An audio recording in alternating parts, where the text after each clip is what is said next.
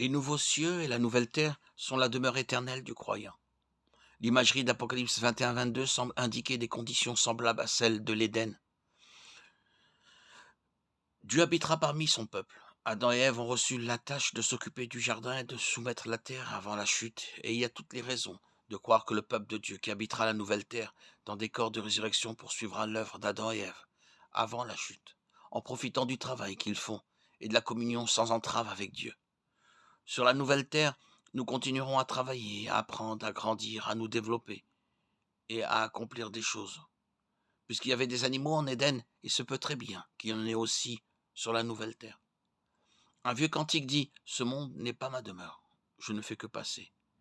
Et quelques lignes plus loin « Si le ciel n'est pas ma demeure, alors, Seigneur, que ferai-je » Il est vrai que ce monde n'est pas notre demeure, mais il serait techniquement correct de dire que le ciel n'est pas non plus notre demeure. Lorsque nous mourrons et irons au ciel, ce sera aussi un endroit que nous traverserons, simplement en attendant nos nouveaux corps, faits pour vivre, travailler, adorer et communier sur la nouvelle terre. En ce sens, ce que nous considérons comme le ciel, un lieu de pleine jouissance de la présence de Dieu, ne sera pas dans le ciel, mais sur la terre, la nouvelle terre recréée. Apocalypse 21:1-5 rapporte cette scène. Puis je vis un nouveau ciel et une nouvelle terre, car le premier ciel et la première terre avaient disparu, et la mer n'était plus. Je vis la cité sainte, la nouvelle Jérusalem, qui descendait du ciel d'auprès de Dieu, préparée comme une épouse, parée pour son époux. Et j'entendis une voix forte venant du trône qui disait « Voici que Dieu a sa demeure parmi les hommes. Il habitera avec eux. Ils seront son peuple, et Dieu lui-même sera avec eux et sera leur Dieu.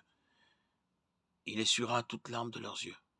Il n'y aura plus de mort, ni de deuil, ni de cris, ni de douleur, car l'ancien ordre de choses a disparu. Celui qui était assis sur le trône dit « Je fais toutes choses nouvelles ». Il est important de noter que le ciel ne vient sur terre que par l'intervention miraculeuse de Dieu et sa recréation. Aucun effort humain, aussi noble soit-il dans certains cas, ne pourra jamais créer le ciel sur terre. Nous ne pouvons pas fabriquer d'utopie. Grâce à l'œuvre du Saint-Esprit, les chrétiens ont accès à Dieu et font l'expérience de la libération de nombreux effets du péché.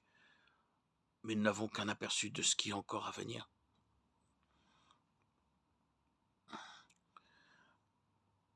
L'utopisme est la croyance selon laquelle il est possible de parvenir à une société parfaite où règne le bonheur, l'égalité et la liberté pour tous. Ceux qui recherchent une utopie désirent un endroit idéal où l'humanité atteindra son plein potentiel personnellement, politiquement, économiquement et socialement. Le mot utopie ou utopisme ne figure pas dans la Bible, car le terme n'est apparu qu'en 1515 lorsque Thomas More l'a inventé.